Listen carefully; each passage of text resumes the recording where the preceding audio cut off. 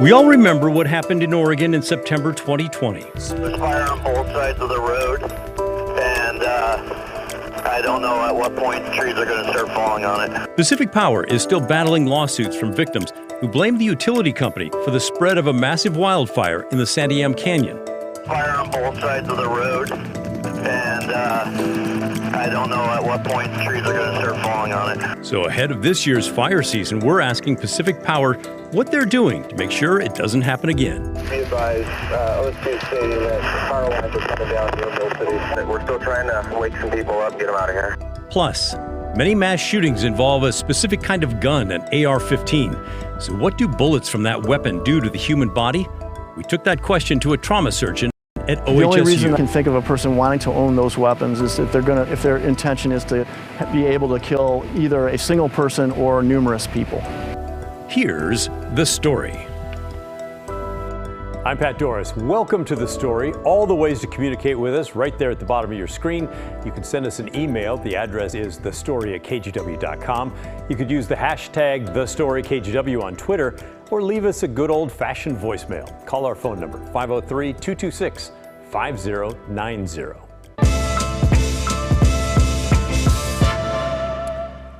Fire season is approaching again with the yearly threat of devastation in the Northwest. 2 years ago in September, the Beachie Creek fire blew through the Santiam Canyon in Oregon, destroying thousands of structures and killing 5 people.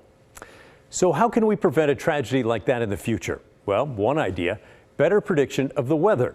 Multiple lawsuits accuse Pacific Power of not shutting off transmission lines in 2020, despite high winds in the forecast, which could have prevented fire starts. Those lawsuits are still open and the company won't talk about it directly, but today they did give me a look at the new weather program they've put in place, a move designed to avoid future disasters. This is the control center. Steve Vanderberg is a meteorologist who used to work for the National Weather Service and then built and ran the Fire Weather Forecast Center for San Diego Gas and Electric in California. Now he's in Portland, building a program for Pacific Power with a $25 million budget over 5 years.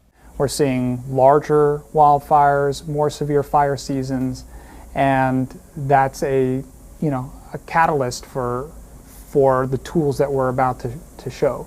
As a changing climate brings more extreme weather, the power company started planning for wildfires in California in 2018 and filed its first fire mitigation plan for Oregon last December. Now Vanderberg and 4 other meteorologists are building a weather forecasting program that will use machine learning and multiple databases to create complex forecasts for the 6 states where the utility operates. It will include a database of weather with an hour-by-hour history for conditions that cover those 6 states and stretches back 30 years. So in other words, at any given point in our service territory, we'll be able to generate a time series of hourly weather conditions over 30 years. What that allows you to do is then correlate that to the outage activity we've seen, correlate that to things like wildfire occurrence, correlate that to a number of events. Here's an example of how it will work. This shows winds that were predicted for April 4th and the impact on the Pacific Power electric system. The red indicates locations where winds were expected to blow harder than 99% of typical wind for that place. That would suggest power outages as trees and other things fall. A later check of that same map, with power outages included as black dots, shows the forecast was accurate. There were outages where the red line suggested they might be. Another version of the program shows the dryness of the ground and the fuel on it. Green is good, yellow is drying. This is something called 10-hour dead fuel moisture. So if we zoom in on Oregon, this is the forecast for the amount of moisture in the sticks and twigs that are on the ground, hour by hour. Another view shows 3D modeling of the winds this past weekend, just west of Bend on Saturday. And then as we come through the passes, you'll notice that the wind is now accelerating down those eastern slopes toward Bend. But as we get into Bend, we see a decrease in those winds. It's the sort of thing that could have been very useful in September of 2020, when the Beachie Creek fire, fanned by historic winds and dry conditions, killed 5 people and destroyed thousands of structures in the Santiam Canyon. Some blamed Pacific Power for ignoring Weather Service forecasts of historic winds and not shutting the electricity off to its power lines, adding to the fire. The issue is part of a lawsuit, and Pacific Power said it will not comment on the lawsuit. But the VP of Operations for Pacific Power said it is an example of why something like the new weather program is necessary. So the Beachie Creek fire and the Labor Day event in general is really an example of the extreme weather that we've been seeing in the last couple of years. It's an example of the impactfulness that wildfire risk can have on the communities we serve. While we had these plans in place to expand our situational awareness, it just emphasized how important it is to continue that journey. The Pacific Power system was used in part last summer in southern Oregon. This year it will cover all of Oregon and 5 other states, with a goal of knowing where the threats are the highest so steps can be taken ahead of time to keep everyone safe. And then maybe in this area we have the intersection of those two, which is the weather here is expected to bring an increased risk of outages on our system, and the potential for wildfire and the potential consequences of a wildfire are extreme in this location. Now let's check in with our expert, Chief Meteorologist Matt Zaffino. I know we've had a lot of rain, but fire season actually starts today in parts of southwest Oregon. What could be in store for us, Matt? Yeah, being June 1st, beginning of the fire season. But I got to say, Pat, that's a super interesting story. And that's great work that those meteorologists are doing by really specifically using groundbreaking technology, really. I mean, using all the technology available to us, combining the computer technology, AI, and meteorological knowledge and weather databases to come up with very specific forecasts, not only for very specific areas, but for a very specific need. Which is different from what we do, for instance, for general public forecasting or aviation forecasting or even marine forecasting. So really cool work that they're doing there. All right, let's talk about what we're looking at as we go into summer. The drought monitor, we show you this quite frequently, and it's great news west of the Cascades. We don't have drought conditions at all, as you would expect with the wet spring that we have had. But you don't have to travel far. And the yellow area is not really that concerning. It's dry to moderate. That's down around Eugene. But over in eastern Oregon, we're still looking at extreme and even exceptional drought across parts of Oregon. And if we widen the map out, really still extremely dry throughout California, down through the desert Southwest. And this, I know what you're thinking maybe is, well, I actually have no idea what you're thinking. But let me make this point. Las Vegas, normally very dry. It's a desert, but they can still have drought conditions in the desert if it's extremely dry, drier than normal for those areas. So that's why this matters here. So what are we looking at? Well, first of all, let's go over the rainfall numbers because they've been impressive. For Portland, April and May, third wettest on record, nearly 10 inches of rain. We hardly ever see that for those 2 months. And if you contrast that to last year, April and May, I don't think we even had an inch of rain those 2 months combined. So 180-degree difference from 2021. We also had our 10th wettest May on record in Portland with over 3.7 inches of rain. And then this last number here, perhaps the most impressive and most important, Timberline Lodge over the Memorial Day weekend, actually from Thursday afternoon through Monday, over 2 inches of rain. So it wasn't just a timberline. Much of the Cascades in Oregon had that much rain. So we're keeping the forest wetter longer than we did the last couple of years. Another final graphic on that. Crater Lake, 83 inches of snow on the ground still. That's 199% of its average for this time of the year, Pat. So our forests are much moister than they were a year ago. That will help a lot. That said, if we have human problems, starting fires or a big lightning outbreak, we can still get wildfires, but at least the pump isn't primed so severely as it was the last couple of years. All right, thank you, Matt. Appreciate it. Excellent stuff as always. Now to the race for Oregon governor. TEDx apologized this past weekend after adding a surprise talk with Betsy Johnson to its event lineup. It was not well received. The nonprofit called Johnson a potential political candidate in its apology, even though she was introduced as a candidate for governor and has been openly campaigning for months. Investigative reporter Evan Watson is here to explain why the distinction between potential and official candidate is so important. Evan? Well, it's important because it could mean legal ramifications for TEDx Portland, but not for Betsy Johnson herself. Johnson has raised more than $3 million for her campaign, but because she's running as a non-affiliated candidate, she's not technically on the ballot just yet. Here's why that matters. As a candidate running independent of a major political party, Betsy Johnson has yet to qualify to put her name on the ballot in November. Yes, she's announced she's running for governor and has raised millions, but her qualification really started 2 weeks ago when she filed this prospective certificate to collect signatures. Johnson needs 23,744 signatures from registered Oregon voters to get on the ballot. That number represents 1% of the votes cast in the most recent presidential election. Johnson's campaign needs to turn in those signatures and have them verified by Oregon's Elections Division by August 30th. 24,000 signatures should not be a barrier. And she's talking as though she's going to be a candidate. People are considering her as though she's going to be qualified. She just has to do the actual formality of kind of getting those signatures. KGW political analyst Lynn Bergstein says he would be shocked if Johnson's team had trouble collecting the required signatures. He expects Johnson's campaign will use the results as a political motivator this summer. This will be a way for her to show, gee, not just that I had to go for 24,000, but I got so many more. That this will be another validation point that they will use, her campaign will use to try and show that, gee, people are just dying to have her in the race. Johnson is currently considered a candidate by the Oregon Secretary of State's office, having filed a statement of purpose with her PAC. All campaign finance rules currently apply to her as well, but there's some ambiguity. The fact that she is not fully qualified as a candidate may affect the outcome of the way people look at the TEDx conference, FLAP.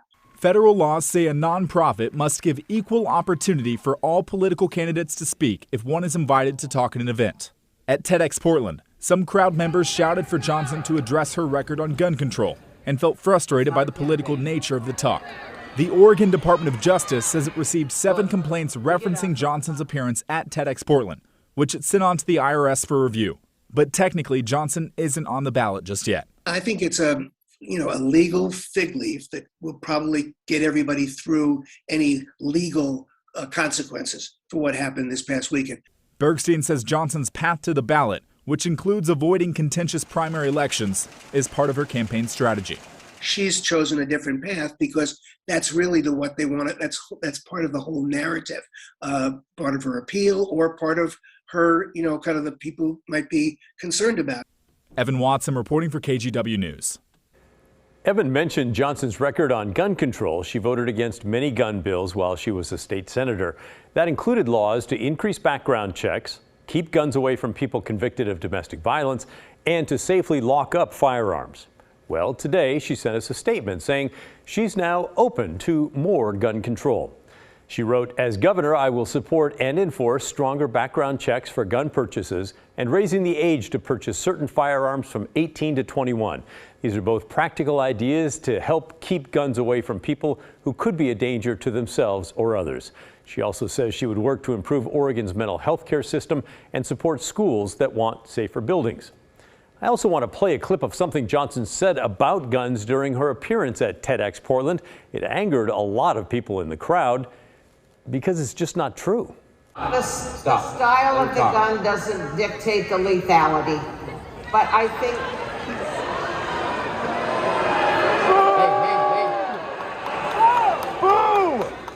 That brought some strong reaction. The reason we know it's not true is because we talked to a trauma surgeon at OHSU. The AR-15 rifle has been used in 11 mass shootings over the past 10 years, including the recent massacre in Uvalde, Texas, as well as school shootings at Sandy Hook in Parkland, Florida. It's a semi-automatic rifle, and the ammunition it uses causes a lot more damage to the human body than a handgun. We asked Dr. Martin Schreiber to describe that in detail. A warning now before he does. What he told us was pretty graphic. Those bullets from a high-powered rifle have a velocity of somewhere around 3,000 feet per second, which can impart massive amounts of tissue injury to the human body. They will frequently go through the human body, and as they travel through the body, they'll destroy all the organs in the region of where they're traveling. And that's really due to the kinetic energy that those bullets impart. So any centrally fired weapon, if it's hit anywhere in the central portion of the body, will blow a huge hole in a human being, particularly the exit wound, and it'll almost always be lethal. Gunshot wounds to the head with high-powered rifles are almost 100% lethal without personal protective equipment. The only reason that I can think of a person wanting to own those weapons is if their intention is to be able to kill either a single person or numerous people. If those weapons become more common in the Portland region, I won't even see the patients because those patients are going to die in the field. unless they have very peripheral injuries, we'll see very few of those patients in the hospital because they will be dead in the field. Now, it's one thing to hear him describe the damage an AR-15 can do. It's another to actually visualize it. HBO's Vice News has a story about this. We think it's worth your time. They demonstrate what happens when a bullet from an AR-15 is fired through a gel block meant to represent human flesh. You can see there, it doesn't travel straight through. The impact pretty much makes the gel explode from the inside. If you want to watch their full report, we have a link to it on our social media pages. Some districts in Oregon removed police officers from schools following racial justice protests 2 years ago. But after the shooting at a Texas elementary school, a number of parents want them back. Just like, why wait for it to happen again? Why not use it as a deterrent? When the story continues.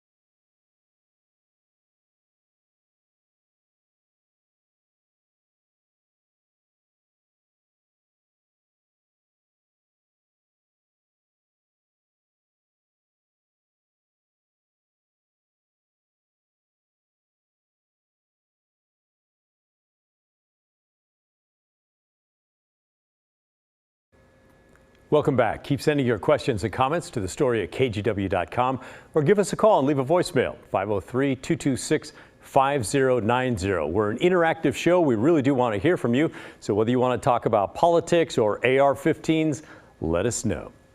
Now, I know a lot of parents are watching and understandably were upset and shaken by the shooting at the Texas elementary school. Everyone wants to make sure their children are as safe as possible in the classroom.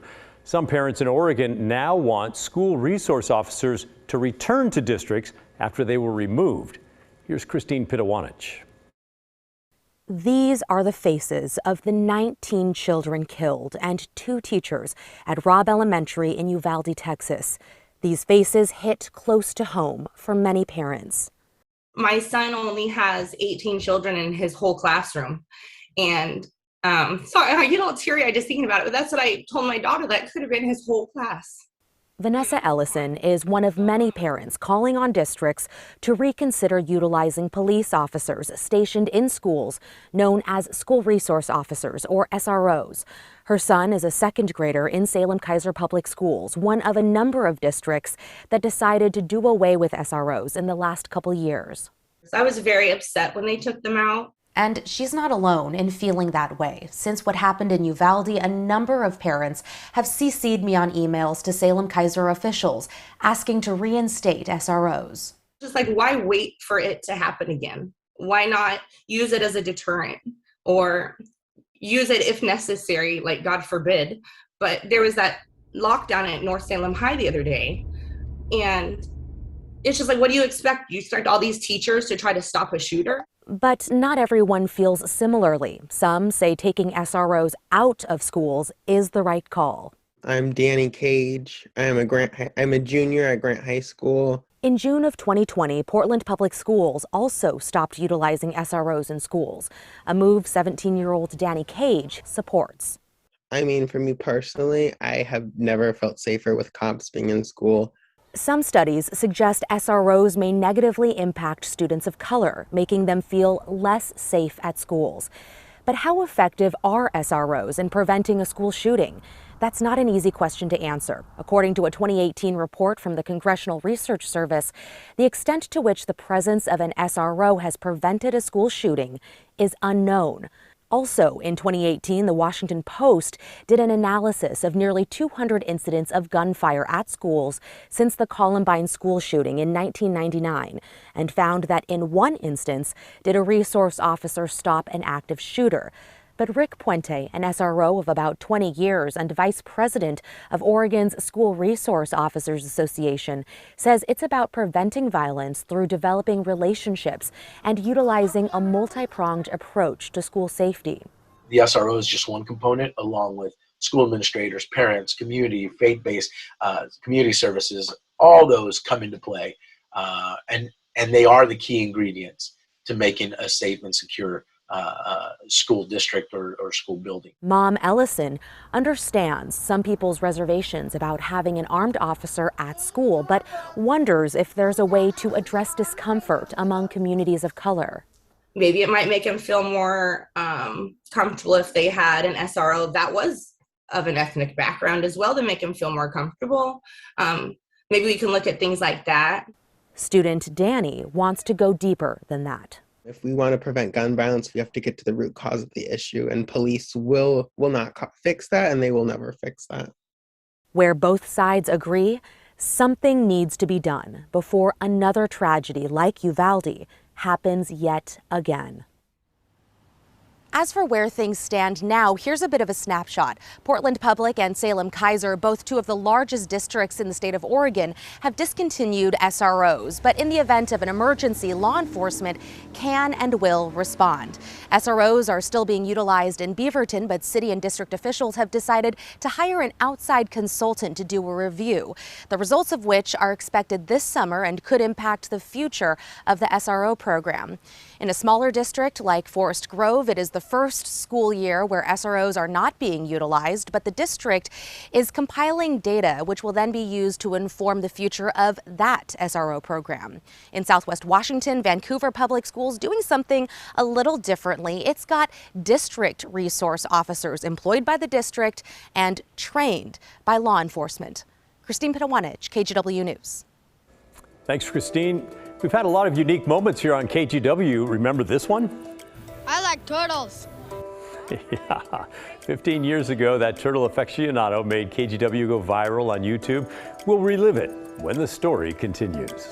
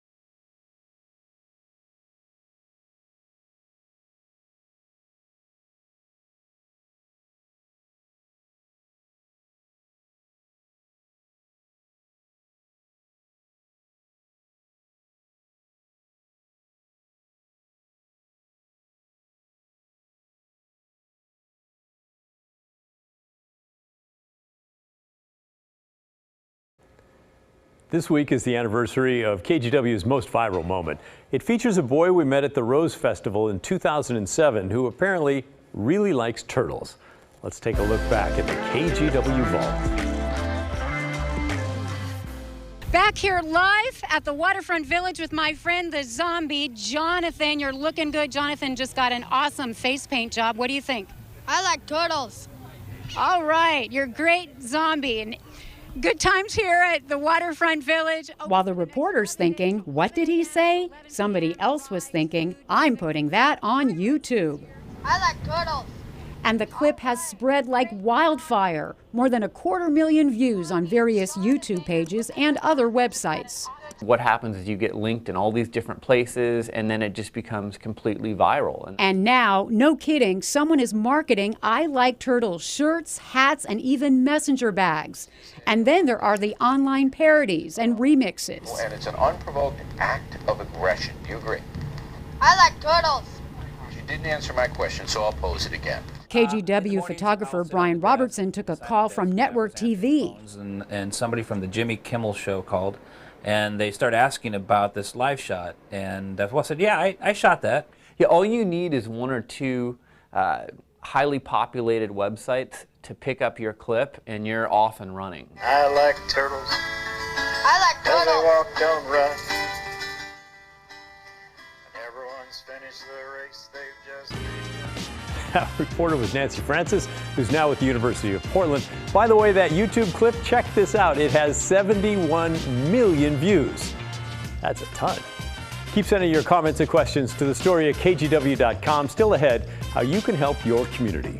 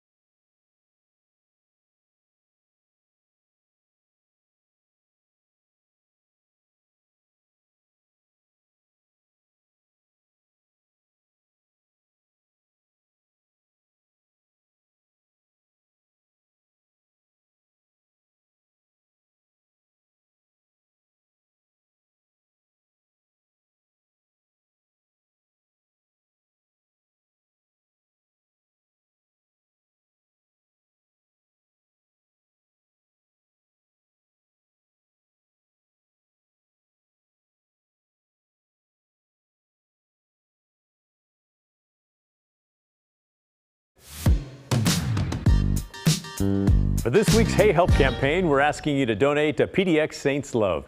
They help people experiencing homelessness and addiction in Portland. The group puts on community fairs where they offer things like showers, haircuts, clothing, hot food, and other resources. They also provide mentorship to people who want to get off the street. If you want to help out, just hold up your phone's camera to the QR code there on your screen, or you can go to kgw.com/heyhelp. This is a micro donation drive, so feel free to give any amount, no matter how small or how big. That's the end of our program. Thanks for watching. Remember, the story, our story, never ends. Ashley will see you tomorrow. This is KGW News at 6:30. And we want to update you first on breaking news out of Tulsa, Oklahoma. In the past hour, police have updated the number of victims in a shooting at a hospital there.